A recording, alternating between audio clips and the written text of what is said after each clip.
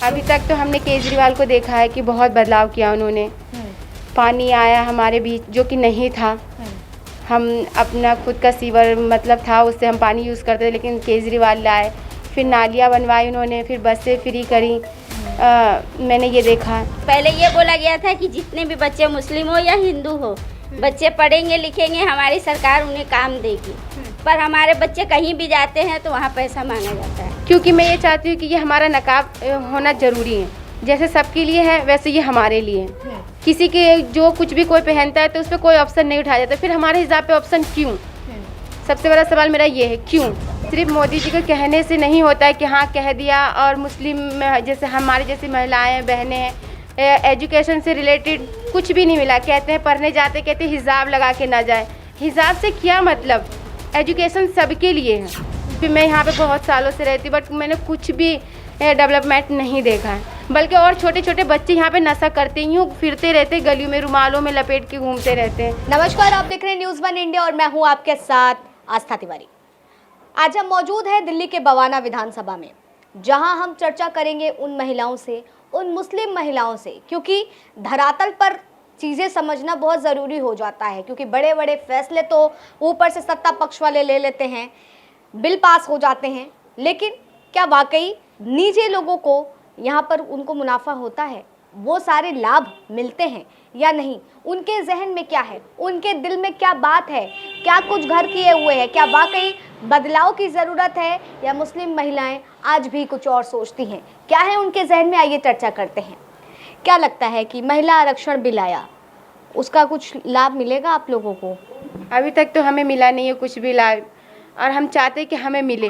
सिर्फ मोदी जी के कहने से नहीं होता है कि हाँ कह दिया और मुस्लिम जैसे हमारी जैसी महिलाएं बहनें हैं कि लाभ उनको मिलेगा, लेकिन हमें आज तक कोई लाभ नहीं मिला है। एजुकेशन से रिलेटेड कुछ भी नहीं मिला। कहते हैं पढ़ने जाते, कहते हैं हिजाब लगा के ना जाए। हिजाब से क्या मतलब? एजुकेशन सबके लिए है।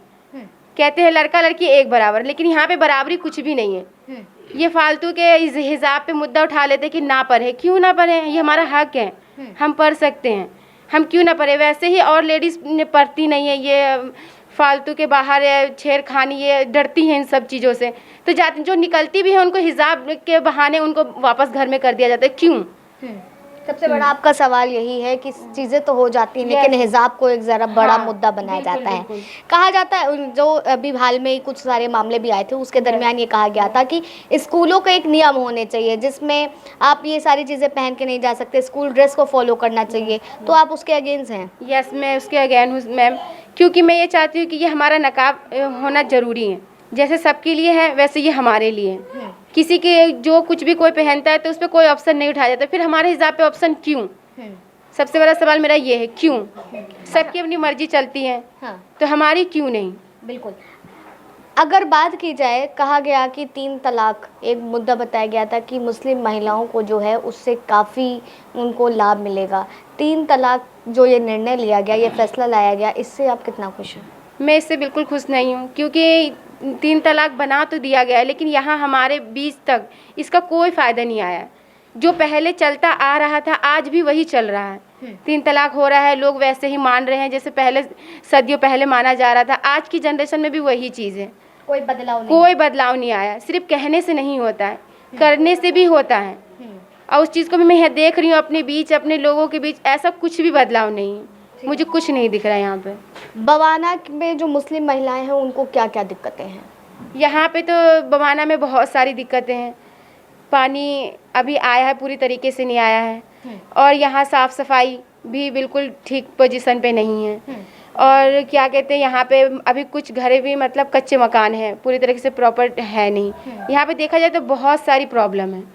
सुरक्षा व्यवस्था को लेकर के बवाना में कितना खुद को महफूज करती हैं? यहाँ पे सुरक्षा मैम, मैं ये कहना चाहूँगी कि यहाँ पे सुरक्षा कुछ भी नहीं, क्योंकि यहाँ पुलिस वाले हैं, लेकिन वो इतनी सेफ नहीं है हम। क्योंकि आते भी हैं तो मान लीजिए कि कुछ पैसे उनको दे दिया जाए, वो साइड हो जाते हैं।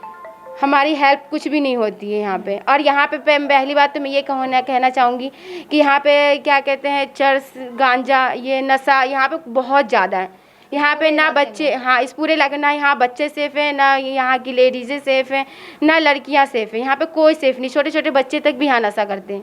क्या यहाँ के पुलिस अधिकारी जो हैं, जो यहाँ के विधायक हैं, वो क्या इस बात से वंचित हैं? यस, उनको मालूम है कि हमारे एरिया में नशा है, अब बहुत ज़्यादा ही। कार्रवाई नहीं, उसके बाद तो कोई कार्रवाई नहीं है यहाँ पे, कुछ भी नहीं है। कोई डेवलप आप यहाँ पर नहीं कुछ भी। मैं यहाँ पे बहुत सालों से रहती, बट मैंने कुछ भी डेवलपमेंट नहीं देखा है। बल्कि और छोटे छोटे बच्चे यहाँ पे नशा करते ही यूँ फिरते रहते, गलियों में रुमालों में लपेट के घूमते रहते हैं। उससे क्या हो रहा है कि आने वाले उनकी उम्र कितनी होगी? यही 5-6 साल या 7-8 साल या 10-12 साल के लड़के, 6 साल के बच्चे यहाँ पर नशा करते हैं। यस मैम, मैं ये कहना चाहूँगी सरकार से कि वो यहाँ पे एक बार ध्यान देखे, यहाँ की जो माहौल है उनको सुधारे, क्योंकि आने वाले जो हमारे बच्चे हैं उन पे ये फ़र्क पड़ेगा। और यहाँ पे क्या कहते हैं, स्कूलों में भी सही से लाइट नहीं है, ना दरवाजे हैं, उसमें भी डर रहता है। टीचर भी प्रॉपर आते ही नहीं है यहाँ पे, और एजुकेशन में भी प्रॉब्लम है, क्योंकि प्राइवेट एजुकेशन की बात होती है कि दिल्ली सरकार के समय जो है एजुकेशन काफ़ी बहुत बेहतरीन हो गई है। क्या उसका लाभ मिल रहा है आप लोगों को? मुझे तो मैम ये लग रहा है, क्योंकि प्राइवेट में जिस तरीके से स्टडी करवाई जाती हैं, यहाँ पे नहीं लगता है कि सरकारियों में हो रहा है। सरकारियों में उस तरीके की व्यवस्थाएं नहीं है। चेयर नहीं है तो दरी पे बैठाया जाता है। खाने पीने भी मतलब ठीक तो लगता नहीं मुझे कि है उसमें, खाना पीना ठीक भी नहीं है। अब मेन बात तो ये है कि उसमें एजुकेशन ही नहीं है। टीचर लोग अटेंडेंस लगवा देते, नीचे आके ऑफिस में बैठे रहते, ये कोई तरीका नहीं हुआ। यहाँ पे सरकारी मतलब एजुकेशन की डेवलपमेंट तो है ही नहीं। कोई लगता है कोई सरकार आपकी समस्याओं को सुन सकती है? क्या वाकई बवाना का लाभ हो सकता है, यहाँ पर विकास हो सकता है? क्यों नहीं हो सकता मैम, क्योंकि अगर सब मिलके करेंगे तो क्यों नहीं होगा, ज़रूर होगा। किसी सरकार पर भरोसा है 2024 के लिए? किसको देख रही हैं आप जिससे लगे कि यहाँ पर बदलाव हो सकता है? अभी तक तो हमने केजरीवाल को देखा है कि बहुत बदलाव किया उन्होंने। पानी आया हमारे बीच जो कि नहीं था। हम अपना खुद का सीवर मतलब था, उससे हम पानी यूज़ करते थे, लेकिन केजरीवाल लाए, फिर नालियाँ बनवाई उन्होंने, फिर बसें फ्री करी। मैंने ये देखा। लेकिन तो यहाँ पर के जो विधायक हैं वो भी आम आदमी पार्टी से हैं, एमसीडी का भी यहाँ पर पूरा आम आदमी पार्टी की देख रही है, लेकिन उसके बाद भी यहाँ पर जैसे आपने बताया इतनी समस्याएं हैं, तो बवाना के लिए तो मेरे ख्याल से अभी कुछ किया है या नहीं? फिर बवाना के लिए अभी तो कुछ किया है नहीं उन्होंने। और क्या कहते हैं कि जो हमारी आम आदमी की पार्टी है वो आती है यहाँ पे हमारे बीच में, वो हमारी प्रॉब्लम सुनती भी है, बट वो सॉल्व नहीं होती हैं। काफ़ी टाइम लग जाता है उसमें, एग्जैक्टली होता नहीं। बट आपको क्या लगता है, जैसे कहा जाता है कि यूपी में महिलाएं बहुत सुरक्षित अपने आप को समझती हैं, वहाँ की कानून व्यवस्था बेहतर है, क्या वाकई ऐसा कुछ यहाँ दिल्ली में आप चाहती हैं कि इस तरीके से चीज़ें हों, या वाकई जो जितनी भी खबरें सुनती हैं उस हिसाब से लगता है कि महिलाएं महफूज होंगी?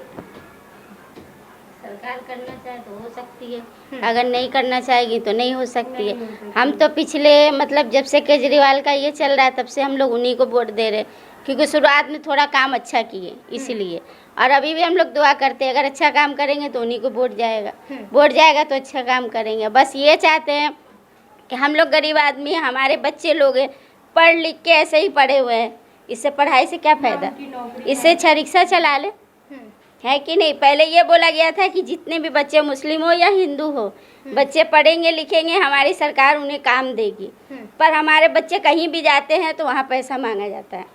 कहीं पे भी जाते हैं तो उनसे सीधे बोल दे रहे हैं। सिविल में गया था हमारा बच्चा, किया 4-5 महीना, उसके बाद उसका नाम हटा के उसको बोले 1.5 लाख रुपया दो तब तुम्हें सिविल में ड्यूटी देंगे, नहीं तो नहीं देंगे। अच्छा, तो ये रिश्वतखोरी का पूरी जी हाँ बिल्कुल। यहाँ पे बच्चे लोग पढ़ लिख के अनपढ़ गंवार पढ़े हुए, किस लिए? इससे अच्छा हम बच्चे को पढ़ाएंगे नहीं।